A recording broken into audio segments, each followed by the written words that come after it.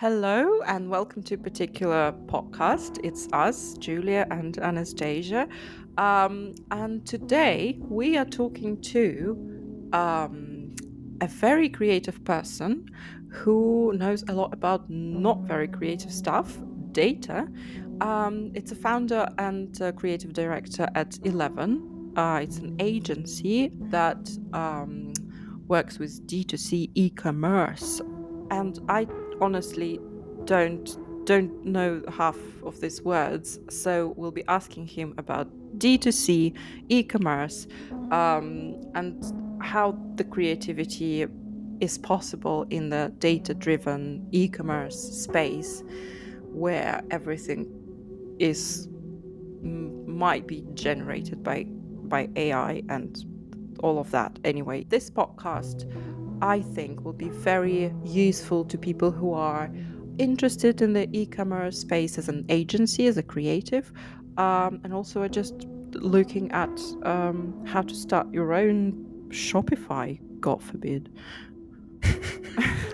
I think after this podcast we can also We start can, our own Shopify, making some merch for the podcast. yeah, particular Yeah, t-shirts particular and T-shirts, mugs. hoodies, mugs. Yeah, iPhone cases.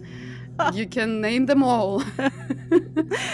We're also talking about email marketing and all sorts of digital tools the creative agency can use. Ben was very, very particular and listed them all. That was very, very um, useful, I felt. Yeah, and if you're interested in how to increase your conversions and lead generation as well, this podcast will be really useful for you. And everything that Ben has mentioned, we are gonna include in the description box.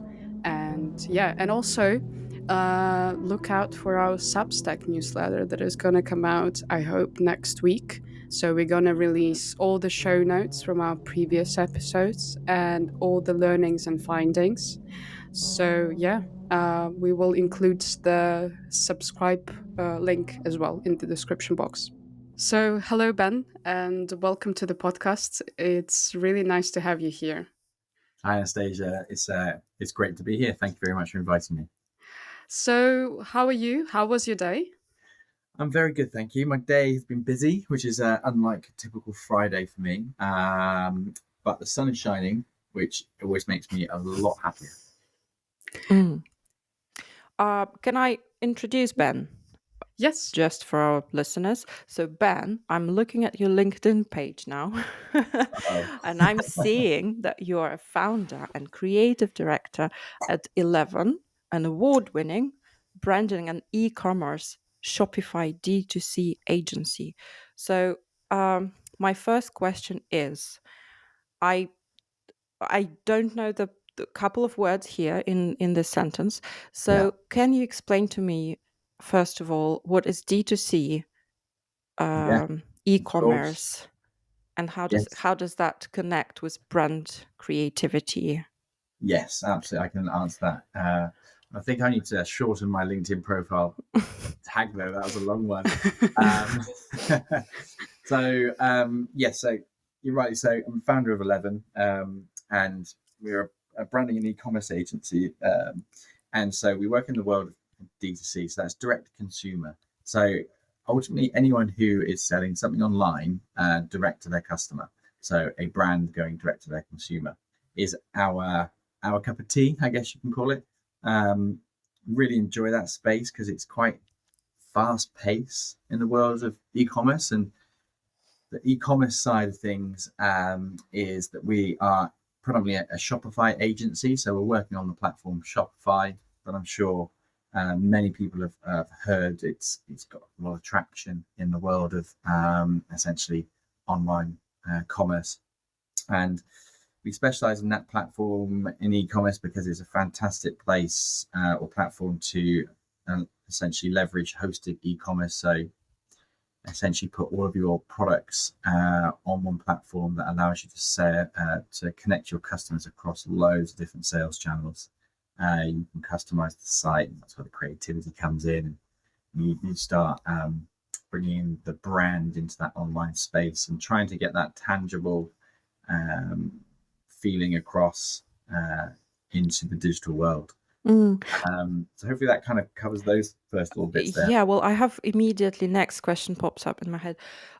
What I know about Shopify, I'm very probably unprofessional here, but the information as I get as an internet user, is like when the famous YouTuber or Instagram influencer wants to sell merch, they say, okay, my merch is available on Shopify. And that's basically, they have their logo on the t-shirts that are printed by somebody else and everything is done for them. They just Yeah, put their link. Is that this, or is this more to it? that is probably the first step into someone's Shopify journey as a, let's Okay. say, an entrepreneur or a founder, which is very, very typical. So yeah, Shopify is basically the gateway for you to be able to sell your products online, and you can do drop shipping, which is very popular for those who don't have any capital, who can't hold stock, so they can drop ship, which basically means connecting to your supplier who might be doing these t-shirts for you. Order comes in, instead of you already holding your stock, it sends out a notification to your supplier to say, print me this t-shirt, send it direct to my customer. So as I say, that's very much the first rung on the ladder that most people go on in that journey, or brands. They may grow from that space, and suddenly the next stages in this world of Shopify would be developing the site, bringing in your brand, starting to educate people around, why, what, how, your purpose, mission, and value. So it's very much a vehicle, I would say. And yeah, I think you kind of nailed it in terms of like that first space. And what is there for you to do as the whole agency of creatives if it's just still kind of popping your logo on So some? that would be, so there's actually loads and loads that we do with our clients in that space. So typically we work with clients who are either spending a certain amount of media spend on Meta or other social channels, so they've got traffic coming over to their site and they're selling products. So they're probably spending, let's say, anything from £12,000, £15,000 per month upwards, and that kind of qualifies the kind of brand that we would work with, because they've got lots of people coming to their store, and suddenly they need to have their brand needs to be shown in a distinctive way that's married against the core values of whoever they are, and that's where we help in terms of beyond the branding. It's how you execute this online. So it Can could, you give an example, please, of yeah. something real? So in terms of a client, I mean, we have Days Brewing is a kind of a highlight client for us in terms of how they position themselves as a brand. So they sell no alcohol beers, and it's quite an interesting kind of product to sell direct to consumer, because typically you would buy that in your local off license or your supermarket or in a pub. Their point of difference is that they're trying to get people to be more aware of drinking habits, and having a no alcohol beer allows you to do more the next day because you're not feeling bad if you did have a lot of alcohol the night before. And so it's how you can put that message across ultimately, and that's through compelling copy. It'll be through illustration, it'll be having a succinct brand, the right colors, and then also on the website itself, it's the kind of psychological triggers in terms of design. And what I mean by that would be placing the buttons in the right space. The buttons have the right color. There is information informing the customer about maybe delivery charges, or if you spend a certain amount of money, you might get your delivery for free. All those are part of the wider kind of puzzle that we put together for our clients on Shopify to essentially convert those customers that they're sending to their website. Because you can have a great website, And you can have a wonderful brand, but without conversion tactics taking place on your website, and without a nice user experience that gets customers through to the checkout, it's kind of a bit of redundant website because it's not serving its purpose of being able to facilitate a sale ultimately. But a sale is more than just like a transactional piece here. We're really trying to connect those customers to that brand so they become a bit more of a lifetime value customer. And that's where the purpose of delivering a brand online is so important and also so very hard. And getting it right is different for every brand.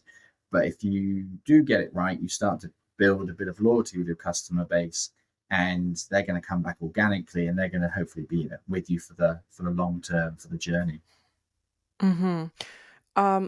That makes me think what you're describing is what, to me at least, it's my completely personal opinion, is kind of the boring side of the creative process, kind of making all the cogs, go in Yeah. your favor and all of that. Mm-hmm. What made you, when you were creating your agency, what Yeah. made you choose this particular niche, this kind of Yeah, more? that's a really, really good question. And you're kind of right in the sense that's the cogs, the bread and butter that's required to kind of deliver for our clients. But the reason why is like I mentioned at the beginning, it's a really exciting space because you can make changes quickly. There are trends emerging all the time.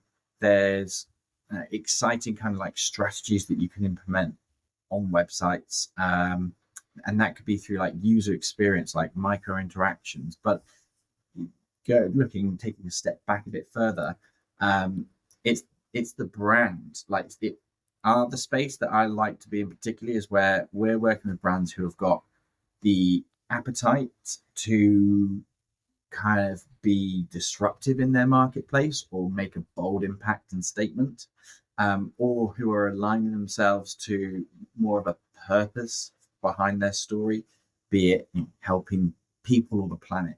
And when it comes to the brand, it's kind of, there's a lot of noise in that in online generally. So how do you make something kind of distinct and stand out and connect? And that's the exciting part for me, is always being able to having to always think about new ideas or ways of executing something that's gonna work for now and the long term, that is ultimately kind of modern, cool, exciting. Because a lot of D2C brands are young and they're startups, or they've transitioned from the traditional bricks and mortar through to online, and so they need that new online presence. So that's the kind of excitement for me. Hmm. Why? For you personally, that is an exciting part from your That's previous history and experience. Yeah, that's a good question. For me personally, I guess going back to the speed of things, I get to wear many hats, should we say? So we work across many industry types. So I mentioned alcohol-free beer.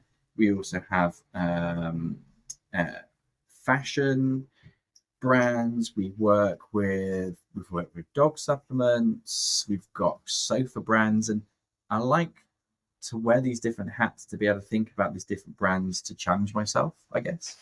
And it's being able to challenge myself, but also then prove to myself and the clients we work with that what we are doing works. And I think it's the not necessarily the unknown, but the excitement that comes with having to get to a destination, and the journey in between can take you anywhere. Mm. Okay, so then let me ask you, well, okay, let's say Brent comes to you and Mm-hmm. says, this is what we need. What set of data are you asking them to give you Yeah. before starting work? So let's probably s- set up where this brand might be. So let's say, for example, they're coming to us and they're asking to reposition from one platform to Shopify, Mm-hmm. or they are a brand that's maybe got some capital behind them and they're starting up and they've got a really exciting product. That kind of gives us a bit more of a focus of what we need to ask. And typically, we'll be asking, how many people, how much traffic is coming to your website currently, what product types or products do you have, and the variants of those product types, because we need to build a store architecture that fits the brand and the product, but also the store needs to be set up to funnel the customers through to the right place at the right time. So if you've got, so I guess data would be, how many products and what are the touch points of these products? Are there like or is there an ordering system? Is there a filtering system? But beyond that, we need to know the turnover they're doing per month. If their products a subscribable type of product, how many subscriptions do you have and how often? What their new product launch strategy might be. And whether, like I mentioned, where the traffic's coming from. Typically it's paid, and what channels it's coming from there, so we can make sure that we're designing the site that's reflective of those audience types from those social channels. So from the different generations of audiences, we make sure that the website's communicating to them correctly. Other data points would be, she talked about kind of more of the financial points in terms of turnovers per year or per month and numbers of traffic. We also have a wider kind of discovery in terms of looking at the brand as well, though, as much as the data. So where they see themselves against their competition and where they want to go to. So it's a mixture of data and brand in those early stage questions, but it's generally down to the product architecture, traffic to the site, and then kind of the more analytical pieces of how are they staying on the site for? Are they bouncing? Are they converting through to the checkout? How can we optimize that space for that to increase average order values or just general conversion rates? That sounds like a lot of really professional information. Like you need a very kind of qualified people to be providing the access for you to that. But have you ever come across a client who would be like, I don't know, the influencer or YouTuber who would just come to you and say, just figure it out. Can you just sell my Oh, stuff? yeah, I that don't know happens all of that. often. Yeah, that happens. Yeah, very often. Quite, yeah, we've had a few clients recently where they're just, it's a trust thing actually. If you go back a stage, we've built trust in the earlier conversations, and they're going, do you know what, we trust you, just go and do what you're great at. And so they've gone, here is access, and we've told you what we need. So they Do what basically you give can. you their password and you Yeah, we've just had that in rummage some there. instances. Yeah, Oh, absolutely. wow.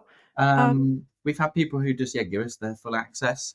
We don't often suggest they do that, but on the other side, we have, when we work with teams, there'll be like the founder typically, or a CTO or e-commerce manager or digital director who will have that information that will give us access that way. In the world of Shopify, though, it's a really simple way to get access. We're Shopify partners, which means that we're accredited by Shopify. And so if we need access to somebody's store, it's a simple adding their URL into our partner dashboard. And then the client can give us the certain views so we can see everything or as little as they wish. But I have more of I would say not a philosophical question, but a challenge to you. Yeah. So, do you think that all this data and all this access to data, does it limit your creativity in a way? I mean this in terms of you have to make decisions based on data, not on the saying you want to produce or like a creative point you want to prove. So, do you Yeah. think it's a challenge, and how do you deal with this?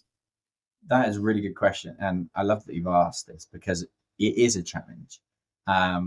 There is a lot of data and you can just be swamped by it, and it can be all consuming, and it gives you a kind of like decision paralysis, and it makes it quite hard because if you don't have some clear goals and objectives, it's near impossible to do our job, because we need to kind of refine the goal. So we wouldn't say we try and increase every metric on the website, because it's near impossible.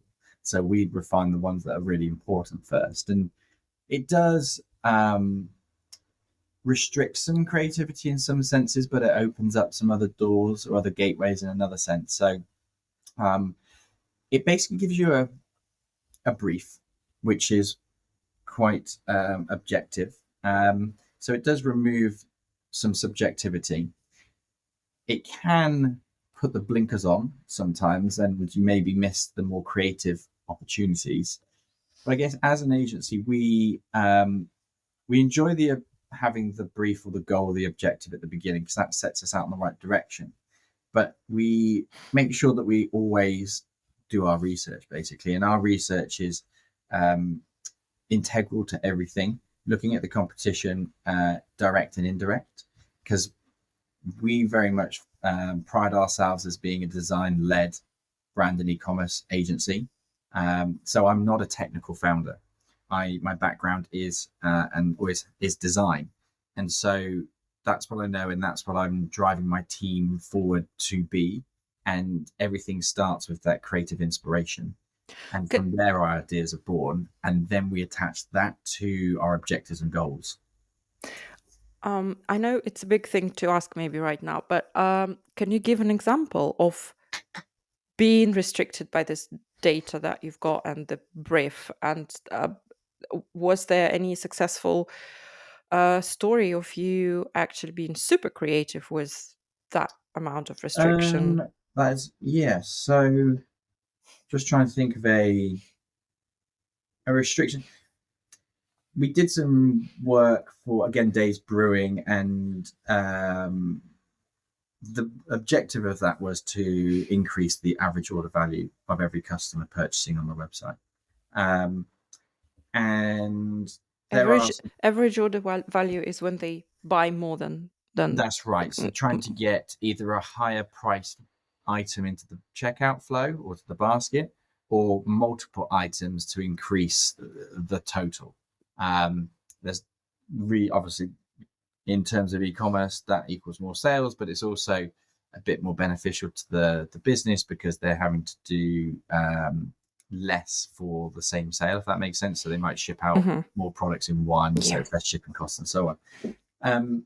So that was an interesting one, because that's always a tough brief, because there's lots of variables, and so we definitely overcame that one. That was a success story, because the work we did, I think, improved the average order rate by, I think I was doing some numbers on this the other day, roughly around, I think it was 15+%. It could be higher. I don't have the numbers. What did you do? What was it?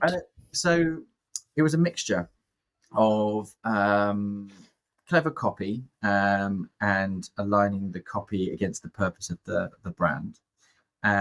It was also some small user experience changes, so making sure that we're informing the customer early about delivery charges, for example, and how much they would need to spend to get free delivery, and that would push them over the typical one purchase, and it would need to be then maybe add more products into the basket. But it was a general redesign of the product page, bringing in the values into the right spaces. There was some illustration taking place in there as well to kind of make it feel less sales focused and more of a journey that the customer's going on, and to just deliver all the benefits of the product as well. What is the clever copy? What do you mean by that? To me, copy, when I try and imagine lines. that. Sorry, yeah, go ahead. Creative copy lines is what I kind of call clever copy. So it could be a really succinct, direct action, kind of like call to actions. For that example with Days, we did something around the piece of, it was called More Days, Fewer Fumes. And the idea behind this, which is justified to this, if you do purchase more at one point in time, you're removing more lorries on the road, which then reduces the amount of fumes going into the atmosphere. And they're a B Corp business, so that's only beneficial. Oh, that's really good. To Yeah. planet Earth in general. But it was just repackaging that information in a creative way.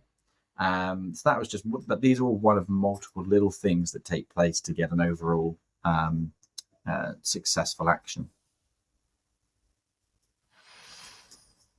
Anastasia, do you have a philosophical question? In our pair, I'm more about technical things, and Anastasia is philosophical and creative. So I like I'm it. It's a good every marriage. time. Yeah, every time we go down this route, and what did you do, and what was it, and what are the numbers? I know that Anastasia's thinking about something different. I think my question would be this. So, how do you find this balance of doing something more creative and to participate in the festivals? Because I've seen you have some awards, and that's really impressive. And also some of the, I wouldn't call it mundane, but in a way, some projects can be, you know how to do them, and they can be a bit automated. So, how do you find this balance?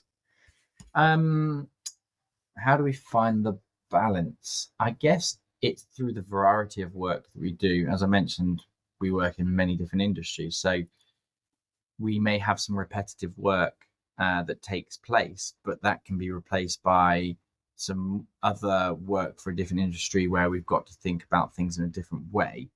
But beyond the client stuff, we try and always make sure that we're kind of like filling our cup full of the creative world where we can.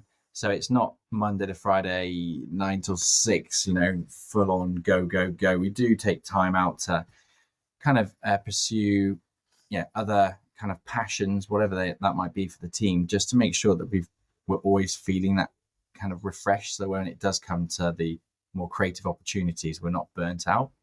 And I guess in terms of the work, it's probably just knowing when we've got opportunities to do more creative things. So we do a lot of customer acquisition through paid social media. So what I mean by that is we design videos, static graphics, carousels for Meta, so Instagram, Facebook, Pinterest too. We sometimes, I'd say 3-4 times a year, also do our own shoots for our clients. So we'll concept and create videography and photography for their wider brand ecosystem and repurpose a lot of that to go into the marketing funnel in terms of paid social media. So that's very creative because you can test a lot of things in there. You can try it out, see what's engaging and connecting with customers. And that space is quite, again, it's fast paced and it's enjoyable because there's just, you can have lots of ideas and try them, and then you can find out the answers quite quickly. You don't have to wait around for someone else to deliver you the answers.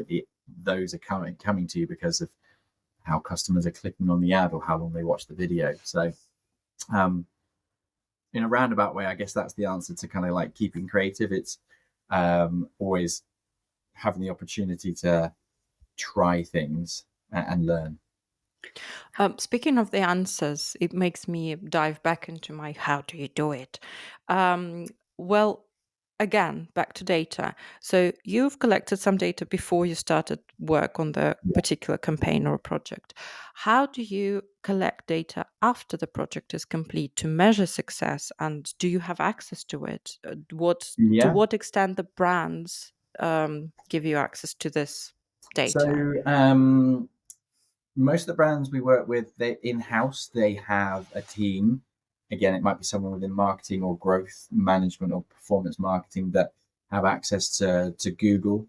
So we're now talking GA4, which I'm sure they've all migrated to recently. So that will be able to give them a really good, should be able to give them a really good idea of how customers are interacting and what they're clicking and converting on, so on. Through paid social media, through Facebook Ads Manager, and aggregated data, again, particularly from the brand team, they will be able to come back and tell us the return on advertising spend that they're getting across their ad sets. That's known as the ROAS, the return on their investment, ROI, in terms of the media spend they're getting as a whole.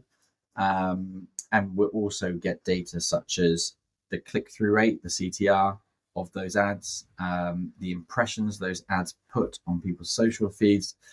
Like I say, the data can become quite overwhelming. But typically, we would work with the brand at this point if we're not doing any of the data optimization for them. We, with a few brands, do that for them, where we look at their, like I said, the Facebook Ad Manager, and pull out the data and we analyze it, and then we optimize. So, did this, for example, video which had loads of red in it work as well as this video which had loads of green in it? And we then go, okay, green wins, let's make more green videos, as a very basic example. So that's the post kind of work data capture.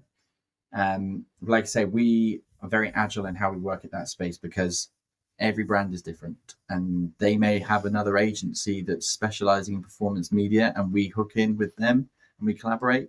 They may be doing it as an internal team as their brand themselves, and again, we collaborate, or we're being asked to help them as well. So ultimately, through all of this, is collaboration, clear communication is so important. And all of these people behind this, they're people, they're humans, is having a good human connection, really. That's key to kind of making your way through this swampy data field. Even more practical question. Once you've collected all this data, how do you store it and use it for the future reference? What piece of technology you're using? How are you not drowning in all of that? How is it organized? So in terms of technologies, I mean, I can give you an overview of the technologies the platforms that we use as an agency. And some don't do the data storage, but it probably just give you a better view of our kind of ecosystem. So communication, Slack, and then Google. So Google Meets, Gmail, obviously Key. Google's a big part of our ecosystem. We use a project management tool called ClickUp, which we recently moved over to about a year and a half ago from Trello, and it's been brilliant. It's very similar to if you've used anything like Notion. So it's great for documentation. So we will store everything for our clients in there internally, and is password protected and secure. So we'll have folders about the documentation of how their Shopify store works for that particular client, because we're building custom stores. And so it being custom means it works differently to how someone else might have their custom store. So that's all documented there. And we do that mostly through Loom videos. So we'll record ourselves, screen recording of doing, making customizations to their store, however, and then they've always got that library back to go to. Data-wise, Google Sheets, that's pretty basic go-to, but nice and easy to share and secure and give access. And then I'm just looking at my doc on my computer, what else we use. I think, yes, Slack, Google, ClickUp, Loom, Zoom are the main kind of key players in that space. Sounds like a lot of subscriptions. Yeah. Do you know roughly, do you have an idea how much you spent on all this gear? That is a really good question. Do you know what? I should and I don't. I can, Google is like, I think they put their price up as like £5 per person in Google Workspace.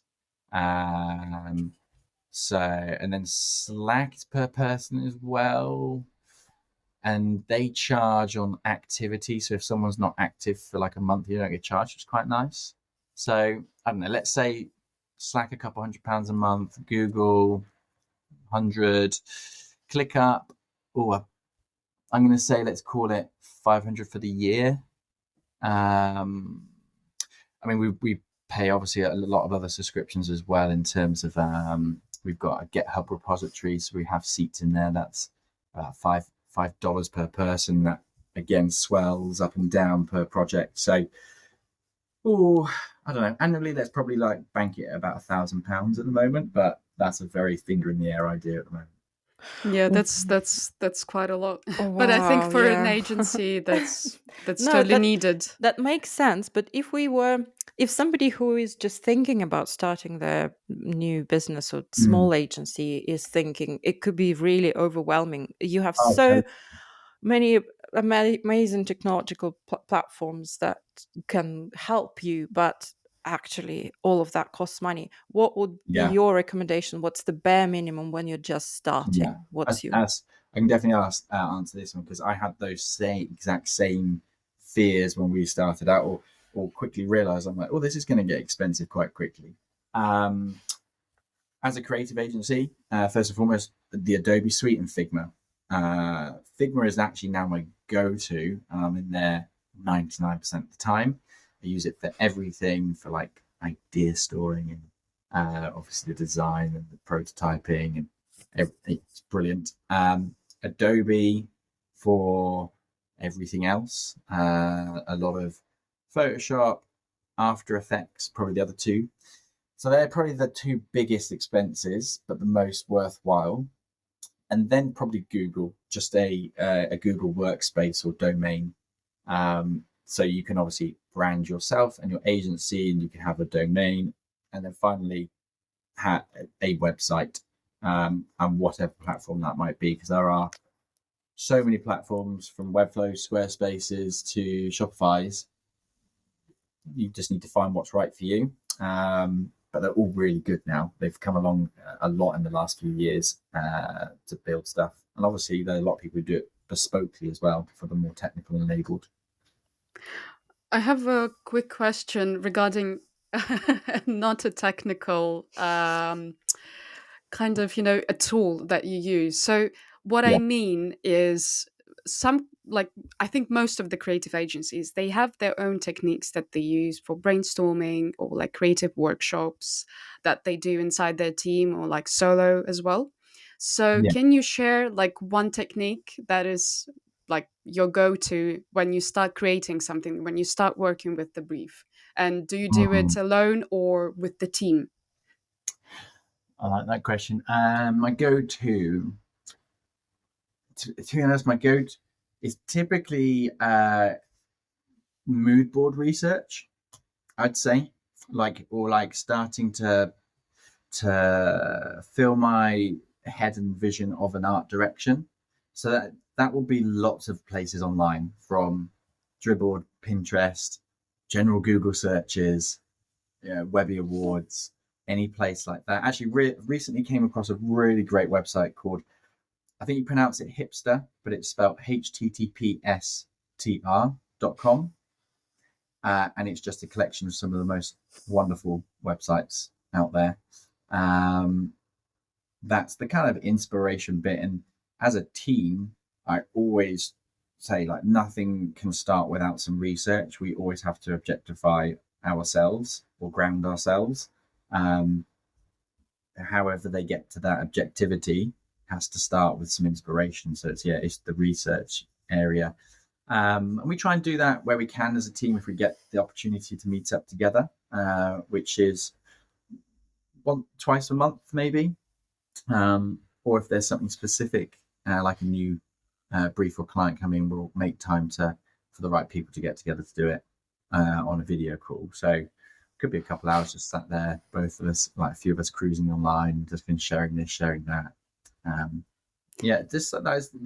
is just quite simple, really. It's just that space for me. Is it challenging to have a remote team? As I understand, some of you are remote, so you don't Yeah. have like a particular Yeah. office you meet in.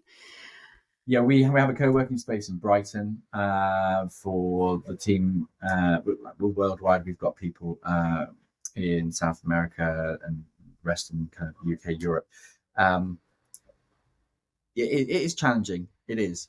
Um, I've My career history has always been in an office, and I do miss the collaboration that you get from an office, or the ability for quick calls, quick answers, quick inspiration, quick collaboration. Um, and so remote working it's pushed me to become more organized. I don't know about you, but as a creative myself, I can be quite my attention can be easily dragged off somewhere. I might go down a rabbit hole in research, for example, and the next thing you know, I'm off track, and I'm not even looking at what I'm meant to be looking at. Absolutely. And so, Relatable. yeah, exactly. So that being remote has made me really check myself in that space to be able to make sure that I give myself the right time and restrictions, I guess, on time to be able to like do it properly. Where in an office, if you're doing that, you kind of always were pulled up maybe because someone's like next to you and they're like, what are you looking at there? And I'm like, oh, actually, that's wrong. I'll get back to what I should be doing. So it has been a challenge, but I love the flexibility at the same time. Yeah, it works for us as a team and for our individual lives we have. So, for example, that if you want to get your hair cut at some time of the day, it doesn't have to be on lunchtime. It's when, you can get an appointment. I like to work like that, and I like to lead by that example. So we're not about the hours sat at your desk. It's the quality output. So I'm happy if you did it in an hour and it was the quality, the quality is fantastic versus it took you 20 hours to do it. Whatever works is that's also been a really good part of becoming remote. Yeah, I can relate to that. I just wanted to quickly share. So I myself, I'm really easily distracted. So recently I found this app on iPhone. It's called Flora. So basically it's like a Pomodoro timer, but it allows you to plant a tree, and also you can insert an amount of money that you want to pledge, and if you exit this app whilst you're on focus time, it just like it Charges you. charges your card and your tree dies. So Oh if no. anyone is listening and they have trouble concentrating, that's a really good app. I would totally recommend it. That's brilliant. Oh my god. I know there is Forest, which has a similar principle, but there is no money involved. Well, unless you want to donate. Yeah, you can. It's also optional here, but like Yeah. it goes to a good cause. Have So you used it? the money, The betting, yeah, the kind of hooking not yourself with. yet. I like Okay. for me, it was enough that the tree is gonna die if I just exit the Oh, app. so cute. Yeah, so for me it was already enough, I would say. But I think this like we can swiftly move to a topic of AI, which Yes, is Oh, please. interesting. yes, which is so in demand right now. And my question will be to you, Ben. Aren't you scared that all this data driven creativity can be replaced by AI that will still use this data and make data driven decisions, sometimes even better than a Um, human being, oh, but will lack creativity? And what will the customer choose? Oh, okay. Big one. AI is hot topic. So the first part was, what do I think about how it will affect creativity? can I kind of insert my further thoughts, like kind of rephrase the question maybe? Sure. Um, out of all the creative fields, the data-driven one seems the most vulnerable to AI. Uh, Yeah, yeah. yeah, because AI can do this type I of can thing, process it. Yeah. compared to like artistry or whatever, like deeply psychological things. Yeah. How do you feel about that? And fine. Like to mention, we're creative first, creative driven, design led, and the number data stuff has, in my view, just been beneficial to help drive forward, successful results for clients. Ultimately, we could look at that and interpretate it to deliver our creative results ultimately. And I'm actually not worried about AI taking over the world and removing designers from their jobs. I was recently speaking to Simon Dixon from Dixon Backseat on like just a LinkedIn thread, and he was posting something similar and saying we both kind of agreed that it's what you put into it to get the results out of it, and that's still the creative part of the human mind, which AI can't get to because it needs our input. Like, it's being built on humanity, and it only knows what's happened by looking back in history and then kind of generating an output. But we can direct it to generate outputs that we want it to get. Like, look at Midjourney, for example. There's some fantastic stuff you can get out of it, but you've got to put the input into it first to get there. So if anything, it excites me. It's just very overwhelming because it all happened very, very quickly. First half of this year, and there's just a lot. And it's like, where do you start?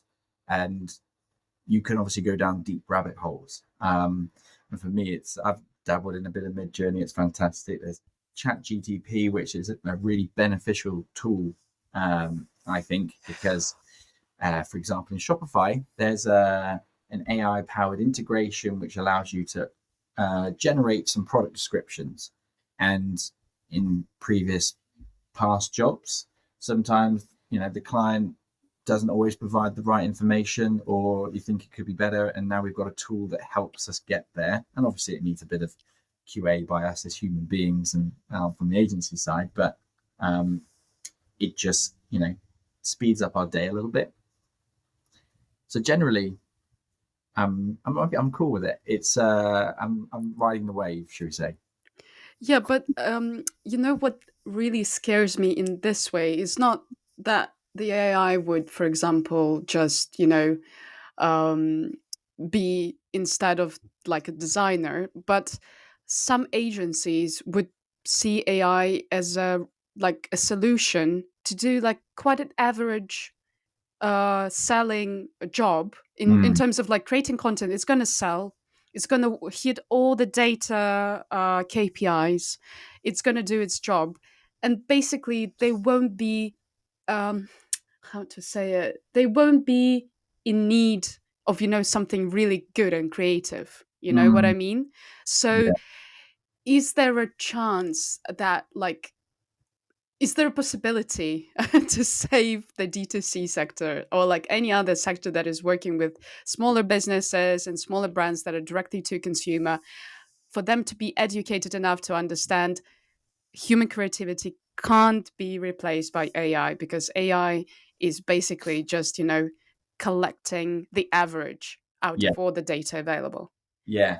It's an education. It is really an education for um, brands to understand, and it's going to be difficult for sure, because there are going to be brands, and to be completely honest, it's going to be kind of financially budget driven, who are going to look at the world of AI, or the conversation that's happening in the world of AI right now, and then we'll go, brilliant. Our barrier to entry is extremely cost effective now. Well, it's been lowered, and it's cost effective to enter this market, because AI is going to build me a website. It's going to write all the copy for me. It's going to, I don't know, switch on some payment gateways, and away we go.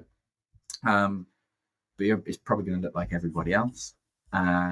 Where's your value?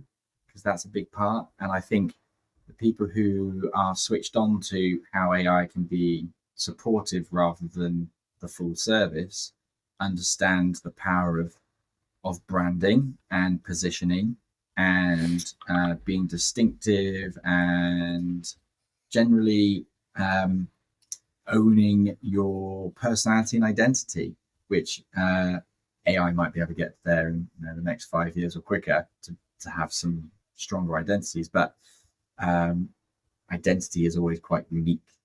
So I think there's going to be a widening gap created through AI.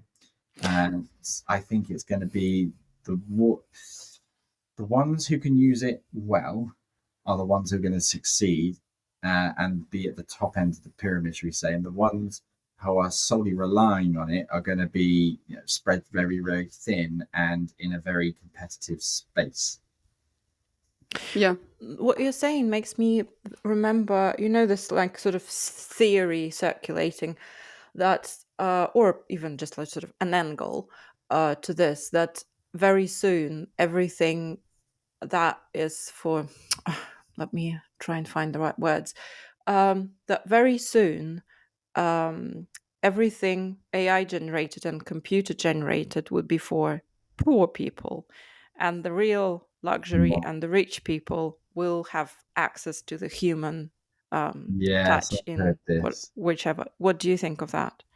I do think that might be the case because yeah, sadly, and I Why? don't want it to be. Why? Um, you look like I don't know. Processed foods, for example, uh, is now in mass production. It's quick, it's easy, it's autonomized, but we know it's unhealthy, it's bad for you, but it's cheap. And so people who have less money are, you know, spending their money on things that will last them longer. And maybe, not saying it is, but maybe like a processed food is going to be more within their budget. And the, you know, I don't know, more organic type foods in this food scenario I'm putting here is more expensive. And those that with the higher incomes or, you know, greater access to wealth have the opportunity for that, which then says, well, they're going to have better health because they've eaten well. And like that's how I see AI kind of doing maybe the having impact in culture is that the basic stuff is just going to be basic, but probably not very good. I hope that kind of made sense. That's how I see it in my mind. Well, we can get back to less scary version of discussing AI. My last question about it is: obviously you use it in your work, but what part of your job or work task you would be happy to give to AI to complete to do for you that probably Um, isn't automated yet? the I'm quite enjoying exploring the conceptualization research space with Midjourney because there is some wild, crazy, cool stuff in there that can come out. So I'm happy in that space because it's more inspiration. And I'm very happy in the more written content space for um, more churn type material, which is a horrible word, but like Mm. we use it to help us write content where it might be a blog or it might be like a product description or something where you can just generate iterations quickly. So I'm happy for it to do that because ultimately we were doing it anyway and it took us a long time to do it. And now it's just sped that up and we've got free time to do more of our value based stuff, which is the creative and the strategy. Yeah, regarding Midjourney, I can totally agree. I can't draw at all, but for me now to explain myself to my colleagues and say like this is how I see, for example, this case board looking like, and Mm, that's how the prototype should look like. Midjourney does its job amazingly. yeah, Like I can just insert the prompt, and there's so many articles right now on how to create those yeah, prompts, and even like a whole new job I think is beginning to grow, like prompt engineers for Midjourney, for Chat GPT, and all the AI tools. So those yeah. who are scared that AI is going to take jobs, I think in some industries it's just going to create more new ones. Yeah, Yeah, I see embrace it. people. Actually, another good one I used was Photoshop Beta with generative fill. Yeah, yeah, Uh, that's been really handy. I had to do some retouching on some stuff. yeah. And again, sometimes you had to pen out some stuff. Oh, this just was again great time saver. I pay for the product. It's doing the job, so I'm all for it. And Figma as well now has an AI. So if you do like any UX UI design, it's basically, I think it was like showcased as a beta. So I've seen like a YouTube video of that, but you can just insert the prompt like, make me an interface like with this button, with this hover, and like animate it so that the prototype will work. And it just does it. So Mm. yeah. Listen to that one. Well, I haven't. That that sounds good. actually brings us to the beginning of the conversation when you, Ben, said it's a very sorry, can I start again? I'm not Yeah, saying yeah, this yeah. properly. So this actually brings us to the beginning of the conversation, Ben, when you were saying that it's a very exciting space where a lot of new trends are happening all the time. Can you tell us what the trends and technology are the future of creativity in your space, in Um, D2C space? so in I kind of separate this in two spaces. There's creative and there's tech. They kind of blend, but if we just look at them as two pillars, in the creative space, there's design trends all the time. And through design trends, that's, like I say, very exciting to either be like finger on the pulse or iterating some sort of trend from the inspiration of it, and that in like builds the website design or the brand aesthetic. So that's one kind of pillar, and then the other kind of piece is the tech. And there's lots of exciting things always emerging in the world of tech. So when we look at direct to consumer kind of tech spaces, there's lots of like strategic things you can do to keep your customers. So that's a really big piece at the moment. Is we've lost the ability of getting loads of customers since Apple released iOS 14, however long ago it was. And there's the conversation around first party data cookies only, and the removal of third party cookies. So we need to do more with the customers that we've got on our website. And the strategic ways of doing that is to retain them. So can we get them to subscribe to our product? Can we make them loyal to our brand or to our product by gamification, or providing loyalty points or early access? So there's lots of tech partners that build our tech stack, as we call it, that allow us to do these things. A few shout outs to Yotpo, or Recharge, and reviews for Trustpilot. These little, I say little, they're big in the world of Shopify apps. They facilitate loads of new things all the time to help us convert customers, to retain customers, to build those customers into loyal customers, lifetime value customers. And that's the exciting part, that ways of thinking to do something new, and in the world of that kind of tech stack. Do you think email marketing is still effective? Very much so, yes. Is So it? yes, there's pretty much one email provider that everyone uses in Shopify, and that's Klaviyo or Klaviyo.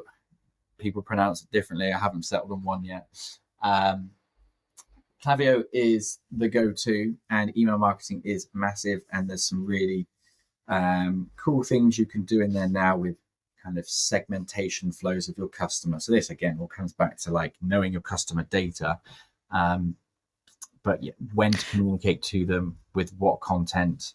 AI can probably fill in some of that content space there as well, and it can predict when they might purchase again with the right connections, with the right apps. So there's email's still a very big part of it. Yeah. It's very interesting because as a customer, I see that everybody's definitely trying to get into my personal email whichever way they can, and Yeah. I'm very often I subscribe to things because they sound exciting, they sound interesting, like we'll be sending you trends, we'll be sending you this, you'll participate in that, and I immediately regret it once once I start receiving all these emails. My question is, do people really interact with emails? Yes. Yeah. I mean, yeah.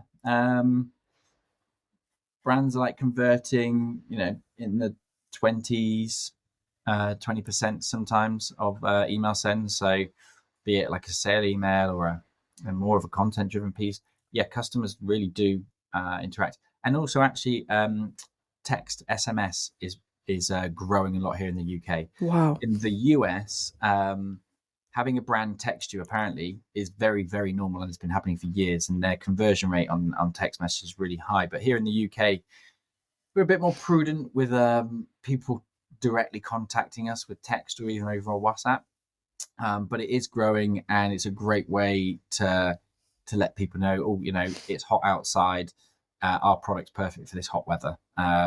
here's a discount, or if you're not into a discount strategy, grab it now while stocks last, or whatever it might be. And it is working too. But yeah, it's people definitely engage, but people engage in many different ways. That's just one channel of many marketing channels that D2C brands need to use to access their full customer base, really, because everyone is different and they make their own choices about how they want to interact and how they communicate. Can I be a little bit cheeky here and try and use your expertise selfishly? Just a fun question. Do you think particular podcast needs a newsletter, or shall we text our audience? Oh, newsletter. Really? You've got, how long have we been speaking for? A while now. Lots to unpack here. I feel that you have the perfect platform for deeper content, richer content, and you can't get that in a text message. You could text your customer, your audience to say podcast is out. That's a great way to maybe get them to go and listen to it straight away. But I feel like you could do a nice little roundup. I listened to a podcast in the world of D2C called Your Basket is Empty. And it's a good name. It is a good name. It's a great one, great podcast. And a guy called Tim, he does the roundup every time he launches one. And I actually really enjoy reading his email because it's insightful, it's bite size, and it's just, I've got it there to hand, and then I know what I'm going to be listening to on the podcast whenever I get around to it. I'm exploring Substack now. I think this could be like a platform because it is a newsletter, but also you have like a platform where you have all your newsletters and you know exactly on what you subscribed. So yeah, and also I think this, I don't know if it's interesting to anyone, but yeah, just researched as well that it's good like for SEO optimization because it's like in a web format and as well goes into your email. Yeah, another thing to do for us. Oh yeah. Let's move on to the fun bit of, well, this one. The everything you've said before was also fun, but now we have this little question that we ask everybody: can you rate your creativity today? Yeah. Rate it today. Rate the level of your creativity on the scale from 1 to 10 today. Today, I'll be really honest, my creativity was very low today. I'd probably say 2.5 out of 10, because I spent most of my day doing more account management and just general admin-y type things. I try and save these to Fridays because it's just a bit of a tick box exercise. There's not much creativity. I think after we finish chatting today, there might be a bit more creativity. I'm going to check in on how a project's going. So that'll be fun. But sadly, it's pretty low. No, that's fine. Actually, very glad to hear an honest answer. Yeah, that's what I wanted to say as well, because usually people will be like, oh, I don't know, maybe like 7 or 8, and no one says either 10 or something lower than 5. So thank you for an honest answer. Honesty and transparency is honestly something we always try and, as an agency, live by, because it's just I believe the way to be. Yeah, for sure. That's a good plug. Right, so we move to recommendations. Yeah. To your recommendations. So in any particular order, one book, one film, and one campaign that you can recommend to our listeners. Right. So you did ask me about this before we started recording, and I have been trying to think as we go, and I'm still a little bit stuck on a book. I'm literally looking at my Amazon history to see what I've read recently, because I can't remember off the top of my head. So I'm going to come back to that. Campaign. I recently loved the new Channel 4 Identity from 4 Creative. I popped it up on my LinkedIn a couple of weeks ago. I think Channel 4 are always really creative in their stings, ever since I think it was the kind of like the monumental the number 4 kind of blocky build piece. This identity is a really good insight into like modern Britain, I think, and how it kind of this perpetual movement of just everlasting kind of like diving into different worlds and seeing like a really good cross section of our society. So I think they've nailed it. Great campaign. Check that out. Mm. Film. I'm trying to think the most recent film I watched.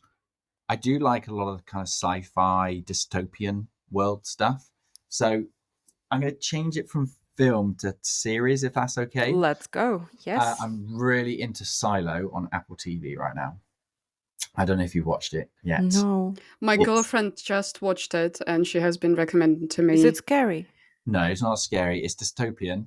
Okay. Basically, I won't give too much away, but humans in the future live in a bunker or a silo underground. And you're basically just going on the journey with a few characters, experiencing it, and some revelations they make in the series. It's great. Apple TV have got some really high-end production as well, I feel. So, yeah, quite absorbed into that. Oh, wow, that's really cool. I shall look into that. The book. Book-wise, so I'm just looking at my books. We can maybe we can either go in the direction of professional book that maybe impacted you, or you can even say what book you want to so I've got read. A couple that I've got on my reading list that's pretty easy to. I've got one. These are more like professional. I wouldn't call them like self-helps, but like written by ex-agency owners. It's Stand Out or Stand Still by a chap called Gareth Healy, I want to say. Just started that one, but I'm literally like a couple pages in. I've got in my hand here a classic by Blair Enns, The Win Without Pitching Manifesto, which is a shortish read, but really quite insightful to drive your value. And then there's a very specific agency book, which actually I've kind of used as like quite good reference over the last few years. It's by a membership group called Agencynomics, and it's called Grow Your Agency to the First 5 Million and Beyond. And it's kind of like a bit of everything, operational stuff in there, like attitude stuff, experiences of people who've done it before. So that's been quite a good one. I kind of always fall into that type of book reading, things which I get a direct kind of response or action out of, with things I can do. Wow, that's really cool. That's a great recommendation for us, for Anastasia, for the agency journey. Yeah. I'm going to add it to my Amazon basket. So my basket is not empty. Ben, thank you so much for coming on the podcast. It was such an amazing conversation and really insightful as well. And we wish you all the best with your agency, and are looking forward to seeing more campaigns that you do. I'm honestly going to be paying more attention to the creative side of Shopify now. So yeah, that was a discovery for me too. There's so many stores out there.